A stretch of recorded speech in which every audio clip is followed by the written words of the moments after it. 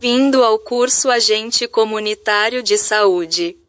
ACS.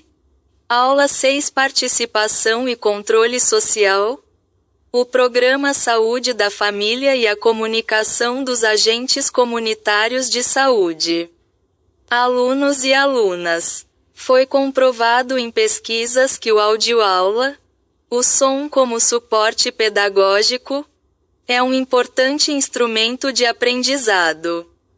Pois, o conteúdo em áudio possibilita que você ponha um fone no ouvido e acompanhe as aulas, enquanto realiza outras atividades do seu dia a dia, como limpar a casa, fazer exercícios físicos, deslocar-se entre lugares, dentre outros. No contexto dos estudos, as audioaulas compartilham do mesmo princípio, trazendo a praticidade do conteúdo em áudio. Então, meus queridos alunos e alunas, aproveitem desse recurso poderoso para se aprofundar nos estudos e conquistar o seu espaço no mundo. Não esqueça de baixar o material em PDF e fazer os exercícios. Dúvidas, dificuldades com o ambiente?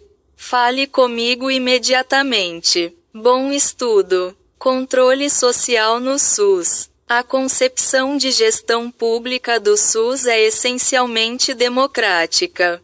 Nenhum gestor é senhor absoluto da decisão. Ele deve ouvir a população e submeter suas ações ao controle da sociedade. A Lei 8.142 é clara quanto a essa determinação. Em seu artigo 1º, são instituídos, como instâncias colegiadas, as conferências de saúde e os conselhos de saúde, obrigatoriamente integrantes do SUS. Nenhum gestor, em qualquer nível de governo, pode se recusar a constituir esses foros, pois estará desrespeitando a lei. A composição das conferências e dos conselhos deve ser ampla, de modo a assegurar às suas deliberações a máxima representatividade e legitimidade. A representação dos usuários deve ser paritária em relação ao conjunto dos demais segmentos, governo, prestadores privados e profissionais de saúde. Isso significa que o número de vagas para as entidades ou organizações representantes dos usuários deve ser exatamente a metade do total de participantes das conferências e dos conselhos. As conferências de saúde são foros com representação dos vários segmentos sociais que se reúnem a cada 4 anos, para avaliar a situação de saúde e propor as diretrizes para a formulação da Política de Saúde, Lei 8.142, 90. Artigo 1º, parágrafo 1º. Elas devem ser realizadas em todas as esferas de governo, convocadas pelo Poder Executivo ou, extraordinariamente, pelo Conselho de Saúde. Através das conferências, a população tem a oportunidade de discutir quais são os seus problemas de saúde mais importantes e indicar para os governantes como quer que sejam resolvidos. As resoluções das conferências de saúde devem servir de orientação para as decisões dos gestores e dos conselhos de saúde. De acordo com a Lei 8.142, 90, artigo 1º, parágrafo 2º. Os conselhos de saúde são órgãos colegiados de caráter permanente e deliberativo, com funções de formular estratégias, controlar e fiscalizar a execução da política de saúde, inclusive nos aspectos econômicos e financeiros. As decisões dos conselhos precisam ser homologadas, isto é, confirmadas ou aprovadas pelo chefe do poder legalmente constituído em cada esfera de governo. Pela sua necessidade de deliberar sobre o que precisa ser feito e fiscalizar as ações do governo. Os conselhos precisam estar permanentemente informados sobre quais são os problemas de saúde da população, quais os recursos disponíveis para a área da saúde e onde e como estão sendo aplicados. Os gestores não podem se recusar a dar as informações que os conselheiros precisam para avaliar e tomar decisões. O Conselho de Saúde deve ter representantes do governo, dos prestadores de serviços, de profissionais de saúde e dos usuários. A representação dos usuários deve ser diversificada, de maneira a permitir que os vários interesses e os diversos tipos de organizações possam apresentar suas demandas e fazer suas avaliações sobre a política de saúde desenvolvida pelo governo. Em todos os níveis. Dentre as organizações envolvidas, estão as associações de moradores, os sindicatos, associações de portadores de deficiências, organizações de consumidores, entidades civis que se dedicam a estudos ou à análise das condições de saúde, entidades científicas, entre outros. É importante observar que a lei sempre se refere a representante dos usuários. Representação significa delegação de poderes conferidos pela população a certas pessoas a fim de que exerçam em seu nome alguma função. Os representantes dos usuários não podem ser escolhidos pelos governantes. Só serão representantes legítimos se forem escolhidos e indicados pelos membros do grupo ou da entidade da qual fazem parte. Ser representante implica em assumir o compromisso, junto àqueles que o indicaram, de respeitar as posições de seus representados e defendê-las no conselho, assim como informar e prestar contas de suas ações aos seus representados. Os conselhos e as conferências não são as únicas formas de participar do SUS. Embora sejam as únicas obrigatórias para todo o país, já que estão previstas em lei federal. À medida que se avança na democratização da gestão, outros mecanismos podem, e devem, ser criados nos estados e nos municípios para ampliar as possibilidades de participação e tornar as decisões mais próximas da população. É o caso dos conselhos distritais e dos conselhos gestores nas unidades de atenção à saúde, já existentes em muitos municípios. Parceiros na construção da cidadania e na luta pelo SUS. O exercício da cidadania e do controle social, como já vimos, exige que lutemos por nossos direitos. Muitas vezes, as dificuldades que encontrarmos vão exigir que recorramos a meios legais para que as leis sejam cumpridas. Por isso, é importante conhecer os recursos de que dispomos e os parceiros com os quais podemos contar para alcançar os resultados que buscamos. Vamos destacar duas das mais importantes instituições às quais podemos recorrer para assegurar o cumprimento das leis e o respeito aos nossos direitos: o Ministério Público e o PROCON.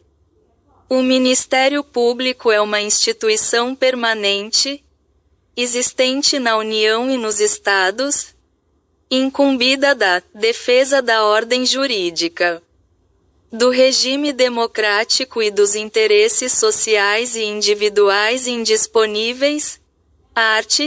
127 da Constituição Federal.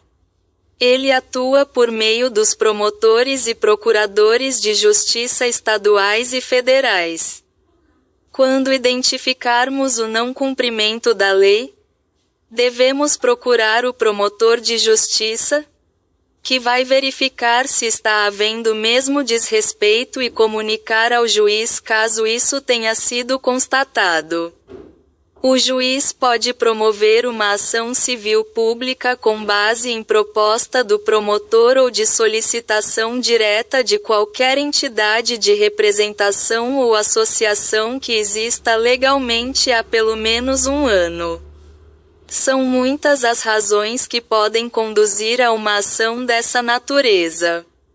O mau funcionamento dos serviços por falta de profissionais, a má conservação ou inexistência de materiais e equipamentos, a má administração ou o mau uso ou desvio dos recursos públicos destinados à saúde podem ser motivos para responsabilizar os gestores públicos e solicitar a ação civil pública. O não cumprimento comprovado da lei que determina a criação dos conselhos de saúde ou a obstrução ou impedimento ao seu funcionamento também são razões que podem justificar a ação civil pública. Outra instituição importante a qual podemos recorrer na defesa dos direitos é o PROCON, órgão de proteção e defesa do consumidor. A Constituição Federal estabelece que o Estado promoverá, na forma da lei, a defesa do consumidor, artigo 5º, inciso 32. A Lei 8.078, de 11 de setembro de 1990, aprovou o Código de Proteção e Defesa do Consumidor, que define as situações e condições nas quais o PROCON deve ser acionado. Em geral, as pessoas pensam que este órgão só se dedica ao consumidor de bens ou objetos. Mas o Código também prevê a proteção ao consumidor dos serviços de saúde. Se o problema é o mau atendimento, o descaso ou a irresponsabilidade de profissionais de saúde, a população ainda pode recorrer aos conselhos profissionais da categoria. Por exemplo, se um médico recusou-se a atender ou provocou danos por atendimento errado ou inadequado, o usuário deve fazer uma denúncia. Para isso, precisa comprovar o fato ao Conselho Regional de Medicina, que é responsável pela fiscalização e controle do exercício profissional dos médicos. Há também conselhos profissionais de diversas outras categorias como enfermeiros, assistentes sociais e odontólogos, por exemplo. Todas essas instituições só podem intervir mediante denúncia. Isso significa que a população precisa se acostumar a realizar o registro do ocorrido sempre que for desrespeitada nos seus direitos. Outro recurso que pode ser utilizado é a denúncia através dos meios de comunicação. Muitos meios abrem espaço para as reivindicações populares e este é um canal fundamental para auxiliar a defesa dos direitos da população. Lembre-se também da importância de se divulgar informações corretas, pois são elas que contribuirão para a defesa dos direitos de cidadania. Programa da Saúde da Família. O Programa Saúde da Família é uma estratégia que tem como prioridade as ações de promoção, proteção e recuperação da saúde dos indivíduos. Ele contempla as famílias, desde o recém-nascido até o idoso, de forma integral e contínua. A primeira etapa de sua implantação teve início em 1991, por meio do Programa de Agentes Comunitários de Saúde, PACS. A partir de 1994 começaram a ser formadas as primeiras equipes do Programa Saúde da Família, com o objetivo de incorporar e ampliar a atuação dos agentes comunitários de saúde. O PSF busca uma mudança no sistema assistencial, na medida em que se propõe a atender o usuário integralmente no seu ambiente familiar e na sua comunidade. Algo que está de acordo com os princípios e diretrizes do SUS, que promove a descentralização das ações de saúde e garante o acesso do usuário do sistema. A saúde da família é entendida como uma estratégia de reorientação do modelo assistencial, operacionalizada mediante a implantação de equipes multiprofissionais em unidades básicas de saúde. Estas equipes são responsáveis pelo acompanhamento de um número definido de famílias, localizadas em uma área geográfica delimitada. A responsabilidade pelo acompanhamento das famílias exige das equipes de saúde a necessidade de ultrapassar os limites classicamente definidos para a atenção básica no Brasil, especialmente no contexto do SUS. Havia no Brasil um modelo assistencial hegemônico, que ao longo do tempo não apresentou resolutividade para a maioria dos problemas de saúde da população. O modelo curativista de assistência à saúde historicamente difundido em nossa sociedade é submetido, então, a um processo de reversão na prática proposta pelo PSF. A Estratégia de Saúde da Família é um projeto dinamizador do SUS, condicionada pela evolução histórica e organização do sistema de saúde no Brasil.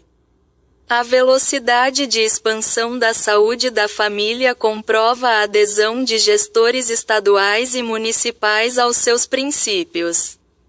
A consolidação dessa estratégia precisa ser sustentada por um processo que permita a real substituição da rede básica de serviços tradicionais no âmbito dos municípios pela capacidade de produção de resultados positivos nos indicadores de saúde e de qualidade de vida da população assistida. A saúde da família como estratégia estruturante dos sistemas municipais de saúde tem provocado um importante movimento com o intuito de reordenar o modelo de atenção no SUS. Busca maior racionalidade na utilização dos demais níveis assistenciais e tem produzido resultados positivos nos principais indicadores de saúde das populações assistidas às equipes saúde da família. Com a implementação do PSF, o Ministério da Saúde pretende reverter, a médio e longo prazo, a concepção de que o hospital é o centro de todas as atividades de assistência à saúde. A estratégia Saúde da Família está estruturada a partir da unidade de saúde da família, com uma equipe multiprofissional que assume a responsabilidade por determinada população, no território a ela vinculado. Lá, a equipe desenvolve ações de promoção da saúde e de prevenção, além do tratamento e reabilitação de agravos.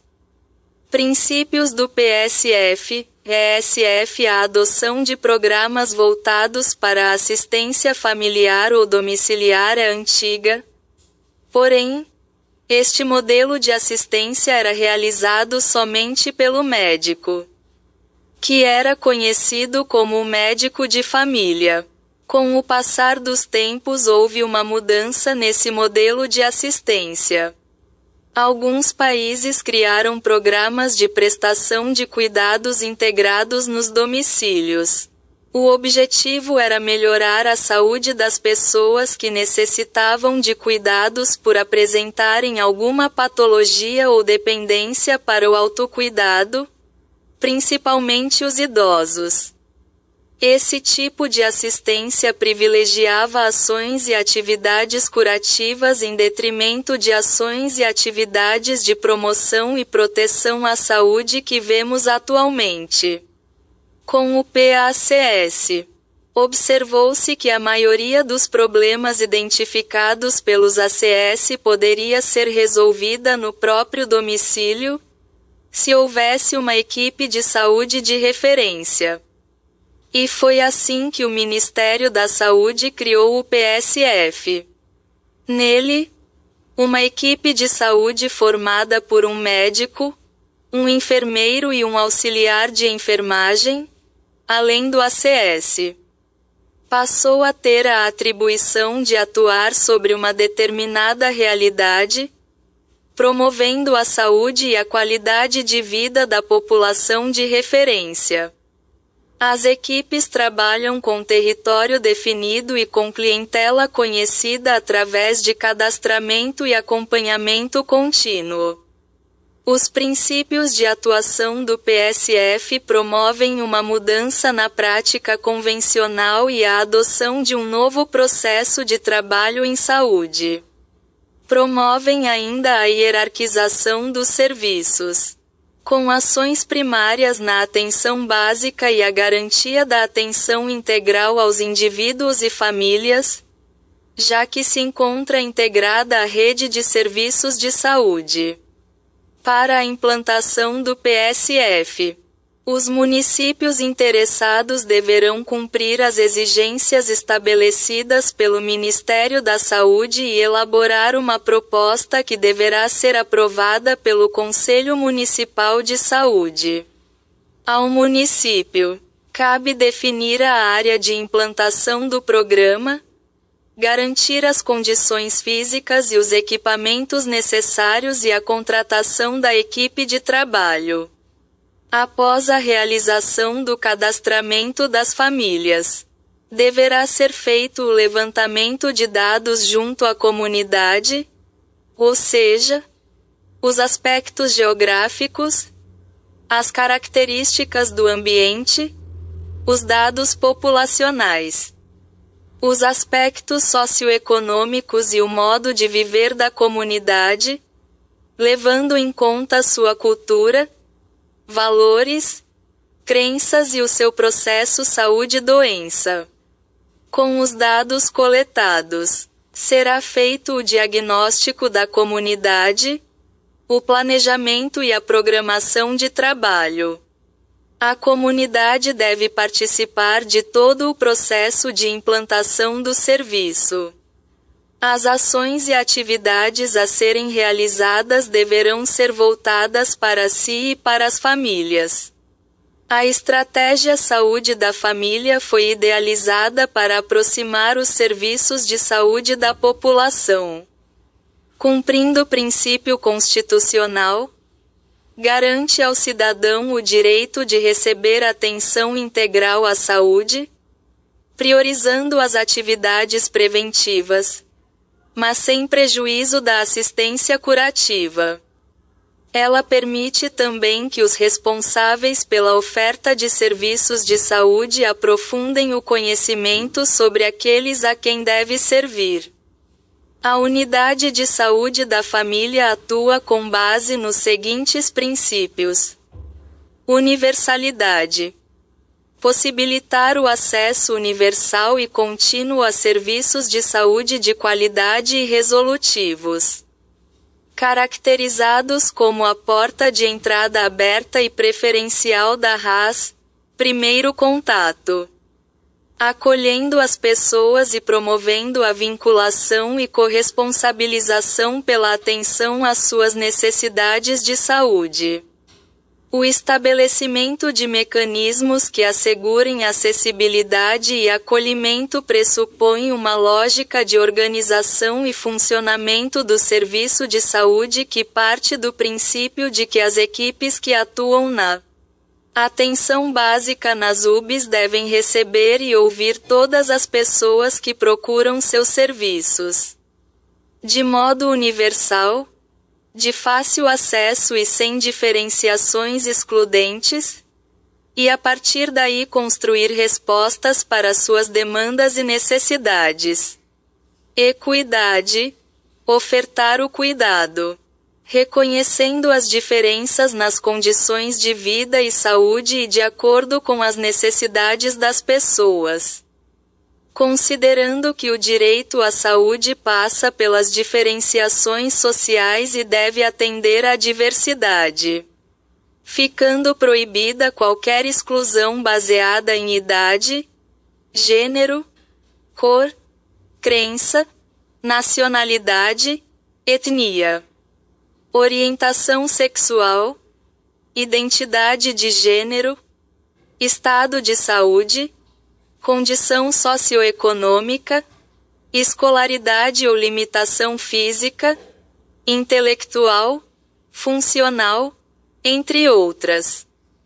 Com estratégias que permitam minimizar desigualdades, evitar exclusão social de grupos que possam vir a sofrer estigmatização ou discriminação, de maneira que impacte na autonomia e na situação de saúde. Integralidade. É o conjunto de serviços executados pela equipe de saúde que atendam às necessidades da população adscrita nos campos do cuidado, da promoção e manutenção da saúde, da prevenção de doenças e agravos, da cura, da reabilitação, redução de danos e dos cuidados paliativos. Inclui a responsabilização pela oferta de serviços em outros pontos de atenção à saúde e o reconhecimento adequado das necessidades biológicas, psicológicas, ambientais e sociais causadoras das doenças, e manejo das diversas tecnologias de cuidado e de gestão necessárias a estes fins, além da ampliação da autonomia das pessoas e coletividade. Uma unidade de saúde da família pode atuar com uma ou mais equipes, dependendo da concentração de famílias do território de sua abrangência. Cada equipe deve estar preparada para conhecer a realidade das famílias pelas quais é responsável, por meio do cadastramento e do diagnóstico de suas características sociais, demográficas e epidemiológicas. Identificar os problemas de saúde prevalentes e situações de risco a que a população está exposta, elaborar, com a participação da comunidade, um plano local para o enfrentamento dos determinantes do processo saúde, doença, prestar assistência integral, respondendo de forma contínua à demanda organizada ou espontânea, na unidade, na comunidade, no domicílio e no acompanhamento aos serviços de referência ambulatorial, desenvolver ações educativas e intersetoriais para o enfrentamento dos problemas de saúde. Comunicação dos agentes comunitários de saúde. A comunicação está profundamente inserida na atuação da vigilância em saúde. A ação do ACS é um trabalho comunicativo e de educação. Na verdade, é impossível falar em educação sem levar em conta a comunicação e vice-versa. Cabe perguntar: qual tipo de comunicação o ACS está exercendo? Qual tipo de comunicação o ACS deve exercer em seu trabalho? De acordo com o dicionário, comunicar significa o ato ou efeito de emitir, transmitir e receber mensagens por meio de métodos ou processos convencionados, quer através da linguagem falada ou escrita, por meio de outros sinais, signos ou símbolos ou através de aparelhamento técnico especializado, sonoro e visual. Dicionário Eletrônico Aurélio, século XXI. Podemos então dizer que comunicar é a capacidade de trocar ou discutir ideias, de dialogar, de conversar, com vistas ao bom entendimento entre as pessoas, convivência, trato, convívio. E quais são as formas de comunicação? Existem várias formas de comunicação. Comunicação interpessoal é direta, estabelecida entre duas ou mais pessoas. Pode ser feita pelas pessoas frente a frente ou por carta, telefone, e-mail ou bate-papo virtual. Comunicação de massa é dirigida a uma faixa grande de público e efetuada pelos meios de comunicação de massa como jornais, revistas, TV, rádio, etc. Comunicação não verbal é baseada em signos independentes de linguagem falada, como as imagens, a música, etc. A palavra comunicar vem do latim e quer dizer tornar comum, partilhar, repartir, associar. A comunicação permite que experiências, sensações, ideias ou pensamentos possam ser compartilhados com os outros. Assim, se comunicar é compartilhar, dialogar. Tornar comum uma experiência ou conhecimento. Podemos entender o trabalho do ACS como uma ação comunicativa, na qual a interação em sociedade tem grande importância. Nas suas ações, o ACS está sempre comunicando algo, mesmo que não seja intencionalmente. Suas práticas na comunidade estão de alguma forma passando uma mensagem. Pesquisas realizadas sobre o trabalho dos antigos guardas sanitários mostraram que suas ações influenciaram na forma como as comunidades rurais entendiam as doenças. As comunidades aprendiam ou confirmavam seus conhecimentos ao observarem o trabalho dos guardas sanitários. Por exemplo, quando os guardas pediam ao morador uma amostra de fezes para exame, a população entendia que devia haver mesmo alguma evidência de doença nas fezes. Caso contrário, o governo não iria gastar gasolina nos carros para ir e vir com aquele material nos potes. Quando os guardas faziam buscas de moluscos transmissores da esquistossomose nas águas dos córregos, os moradores da região percebiam que aqueles animais, aparentemente, lesmas inofensivas, deveriam realmente oferecer perigo, pois os guardas não estariam caçando lesmas à toa. Esses exemplos tornam evidente que a comunicação não se faz só através da palavra. E mesmo quando usamos a palavra para nos comunicar, existem diferentes entonações de voz, pausas, alterações de volume que também dão um sentido para quem ouve. Temos que lembrar que nossa presença e o nosso corpo também falam enquanto falamos. Chamamos a isso de comunicação não verbal. Erguer a sobrancelha, sorrir, apertar as mãos, mexer no cabelo, fechar os olhos, movimentar a cabeça, além da própria postura e posição do corpo frente ao outro. Tudo isso também diz muita coisa, tem um significado, o qual aprendemos intuitivamente a reconhecer. Além disso, a comunicação é uma via de mão dupla, ou seja, todos os envolvidos numa situação de interlocução emitem signos. Enquanto ouve, uma pessoa mostra suas reações. Sorri, franze a testa. Se mexe, muda sua postura corporal. Todos entendem esses sinais. A comunicação é um jogo dinâmico, simultâneo e rico, mesmo que se trate de uma conversa entre duas pessoas. Pode-se imaginar, então, como é complexa a relação de comunicação entre o profissional de saúde e a comunidade onde ele trabalha. Sua abordagem, sua vestimenta, o veículo que o trouxe, seus contatos locais. Suas atividades anteriores na comunidade trazem inúmeras informações que interferem naquilo que ele intencionalmente pretende comunicar. Isso é o que chamamos de contexto da comunicação. Chama-se contexto de comunicação às situações externas e internas em que se dá a comunicação.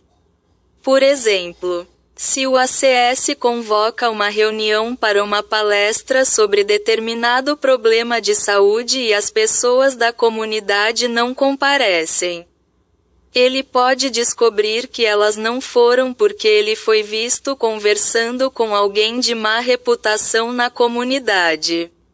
Embora isso não tenha nada a ver com os conteúdos da palestra.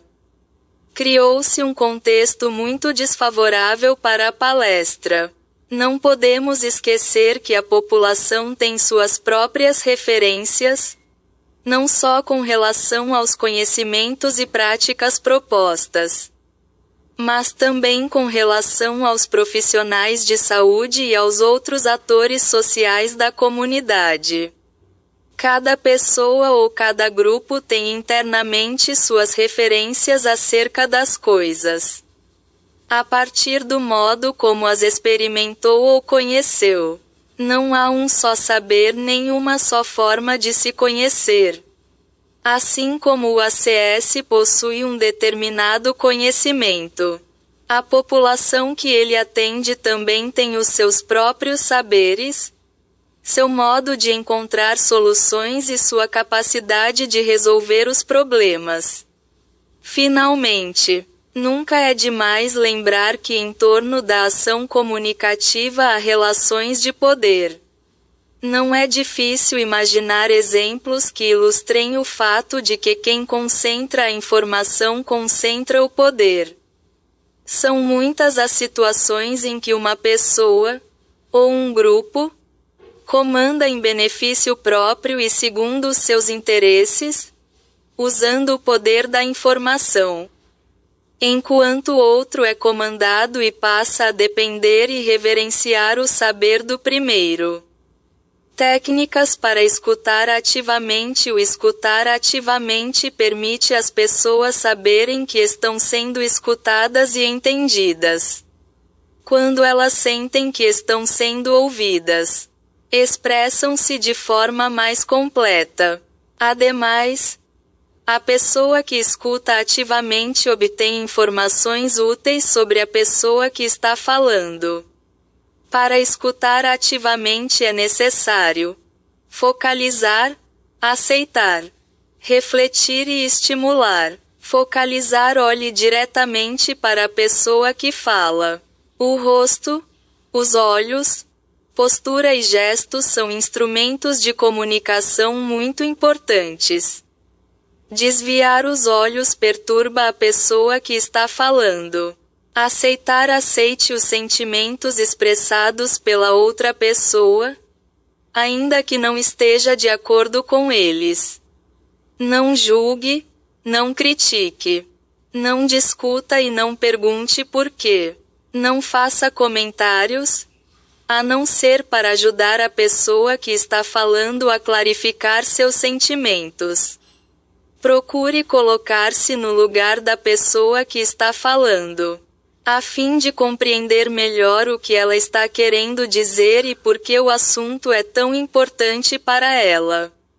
Não discuta mentalmente. Discussões internas criam uma barreira entre você e a pessoa que fala, tornando a escuta impossível. Não entre em competição com a outra pessoa. Primeiro ouça o que ela tem a dizer, pois a maioria das pessoas acha mais fácil falar do que ouvir. Seja paciente. Não apresse nem interrompa a pessoa que está falando. Dê a ela tempo para que possa dizer o que pensa. Não suponha que as outras pessoas usem as palavras da mesma forma que você. Às vezes as palavras significam coisas diferentes para diferentes pessoas. Não suponha que a pessoa está mentindo, tentando envergonhá-lo ou que está enfurecida só porque fala com muito entusiasmo. Verbalize para a pessoa que está falando sua aceitação sobre o assunto, dizendo, por exemplo, "Eu te entendo", ou "Posso imaginar como você se sente". Refletir, repita com suas próprias palavras a ideia central do assunto que está sendo falado. A pessoa que está falando perceberá que foi compreendida e que você entendeu que a situação é séria. Haja como um espelho que reflete para a pessoa que está falando os sentimentos expressados por ela, utilizando frases como: "Eu percebo que esta situação o deixou irritado", ou "Você quer dizer que é como se fosse". Devolva as perguntas feitas. Isso ajuda a organizar o pensamento sobre o assunto e a entender melhor a necessidade que gerou a pergunta. Por exemplo, como, "Então, podemos fazer para?" Ou, "Na sua opinião, o que você acha?" Estimular, verbalize seu interesse no que está sendo falado, prestando atenção ao que a pessoa está dizendo. Comente com ela. Utilize expressões como: "Que interessante". Continue. Faça perguntas que animem a outra pessoa a dar detalhes sobre a situação. Elas podem ser iniciadas por: "Me fale sobre", ou "Eu queria entender melhor". Pergunte o que não entendeu. Mostre o quanto necessita de mais explicação, ou simplesmente demonstre que está escutando. Estamos finalizando esta aula. Faça os exercícios para consolidar o seu aprendizado. Concluindo, siga para a aula 7. Vejo você lá.